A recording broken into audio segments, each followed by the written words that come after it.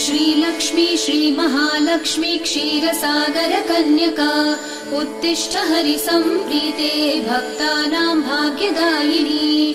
श्रीलक्ष्मी श्रीमहालक्ष्मी क्षीरसागर कन्यका उत्तिष्ठ हरिसम्प्रीते भक्तानां भाग्यदायिनी। उत्तिष्ठोत्तिष्ठ श्रीलक्ष्मी विष्णुवक्षस्थलालये उत्तिष्ठ करुणापूर्णे लोकानां शुभदायिनी। उत्तिष्ठोत्तिष्ठ श्रीलक्ष्मी विष्णुवक्षस्थलालये उत्तिष्ठ करुणापूर्णे लोकानां शुभदायिनी।